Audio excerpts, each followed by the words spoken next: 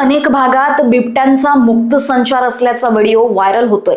असाच एक रस्त्यावर बिबट्या वावरत असल्याचा व्हिडिओ तुफान व्हायरल होतोय। हा व्हिडिओ पेण तालुक्यातील जिते उंबर्डे इथला असल्याचा व्हायरल व्हिडिओमध्ये पसरवले जात असल्याने नागरिकांमध्ये भय निर्माण झालाय। मात्र पेणच्या वन परिक्षेत्र अधिकारी सपना सोनार यांनी हा व्हिडिओ या भागातील नसल्याचे स्पष्ट केले। नागरिकांनी कोणत्याही अफवांवर विश्वास ठेवू नये, वन विभागाला सहकार्य करावं असं आवाहन करण्यात आलंय। सदरचा जो व्हिडिओ आहे प्रसार माध्यमांमध्ये आता मोठ्या प्रमाणात व्हायरल होत आहे।